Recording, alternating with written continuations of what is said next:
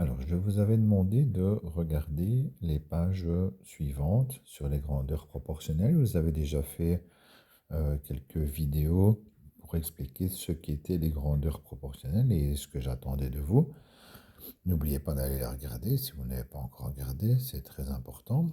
Alors, ici, je vais corriger avec vous l'exercice de la page 2. Et donc, la première étape, et je dirais même la chose la plus importante, dans les exercices que je vais vous donner, c'est tout simplement d'abord de reconnaître les situations de grandeur proportionnelle ou pas. Le reste, les opérations, les calculs, pour quelqu'un qui a des difficultés, ça peut se faire à la calculette, mais je dois savoir quand est-ce que je dois appliquer la règle de 3 et quand est-ce que je peux utiliser la règle des grandeurs proportionnelles. Et donc, tout d'abord, se poser la question dans chaque exercice, c'est ce que j'attendrai de vous à chaque fois, c'est de me citer les deux grandeurs et de me dire si elles sont proportionnelles ou pas. Et ça, le fait qu'elles soient proportionnelles ou pas n'a aucun rapport avec les valeurs. On en reparlera après. Donc, il n'est pas question de regarder quelles sont les données, les valeurs. C'est simplement quelles sont les deux grandeurs. 1. Est-ce que la distance et le temps sont des grandeurs proportionnelles? Donc il faut toujours s'imaginer, c'est une question de logique et de s'imaginer une situation. Voilà, si je fais 1 kilomètre, la distance, je mets 1 heure. Eh bien, si je fais 2 kilomètres, donc je multiplie la distance par 2, est-ce que ça multiplie le temps par 2? Voilà, c'est la question qu'il faudra se poser à chaque fois. Alors, euh, je suppose que vous avez réfléchi quelques secondes et que vous avez une réponse. Certains me diront peut-être oui, d'autres me diront peut-être non, et les deux sont possibles.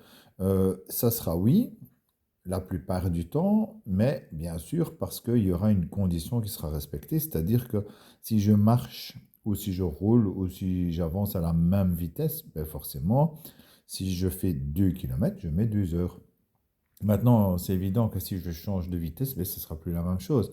Et donc, ça dépend de la situation. Et donc, ici, dans ce cas-ci, je dirais oui. En général, ce sont des grandeurs proportionnelles parce que dans tous les problèmes dont on va parler, on considère qu'on roule à la même distance. Bien sûr, si on ne roule pas à la même distance, là, on ne sait pas qu'on roule à la même vitesse, pardon.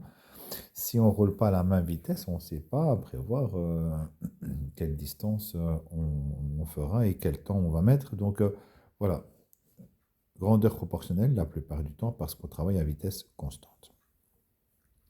Exercice 2. La consommation estimée d'une voiture. Donc, consommation estimée, voilà, la plupart du temps, on consomme 6, 7 litres au 100 km. Donc, c'est une estimation, c'est une moyenne. Et donc, avec cette estimation et cette moyenne, on peut dire, si je fais 100 km, je consomme 6 litres. Si je fais 200 km, ben, je consomme le double, 12 litres. Donc, fois 2 fois 2. Donc oui, ce sont des grandeurs proportionnelles à partir du moment où on a une estimation. Bien sûr que si on regarde dans les détails, de nouveau, on pourrait dire oui, mais si je roule plus vite, je consomme plus, je roule moins vite, je consomme moins, etc. Donc si on veut une valeur précise, à ce moment-là, ce ne seront pas des grandeurs proportionnelles. Mais en général, on utilise ça pour essayer d'estimer combien je vais consommer pour faire 600, 700, 800, 1000 km. Et là, c'est la moyenne qui reprend ses droits. Et donc, on peut estimer que ce sont des grandeurs proportionnelles dans ce cas-là. Donc, de nouveau, voilà déjà deux situations où ça dépend vraiment du cas. Donc, il faut bien lire la situation et voir si on parle bien d'une estimation ou si on veut être précis. Et donc, des fois oui, des fois non. Alors, le temps de séchage du linge sur un fil et la longueur du fil. Est-ce que ce sont des grandeurs proportionnelles? Donc, voilà, si je mets un fil 2 fois plus long, est-ce que les linges vont sécher plus vite ou moins vite? Bah, ça n'a aucun lien, hein. Peu importe la longueur du fil, les linges vont toujours sécher de la même façon. Et donc là, la longueur du fil n'a aucune influence. Si je multiplie la longueur du fil par 2, ça ne va pas multiplier le temps de séchage par 2. Et donc ça, ce sont des grandeurs qui ne sont pas proportionnelles. Elles n'ont d'ailleurs aucun lien l'une avec l'autre. Donc, euh, la réponse, dans ce cas-ci, si on devait donner une réponse à cette situation, ça serait le temps de séchage reste le même, hein, peu importe la longueur du fil. C'est un peu comme le temps de cuisson avec les pâtes. La 4, le temps pour réaliser un travail et le nombre de travailleurs. Alors là aussi, bien sûr, on parle en théorie, c'est une estimation, c'est peut-être pas forcément tout à fait la même chose, mais le patron, s'il envoie 2 fois plus de travailleurs, si au lieu d'envoyer un travailleur, il en envoie 2, il multiplie par 2, ben, il espère que le temps de travail va être divisé par 2. Et donc, voilà, c'est une estimation, mais en principe, si on a une situation qui parle du temps de travail et du nombre de travailleurs, on estime que les grandeurs sont des grandeurs, on en a parlé la fois passée, inversement proportionnelles. Là, quand on multiplie l'une, on divise l'autre par le même nombre, donc ça c'est inversement proportionnel.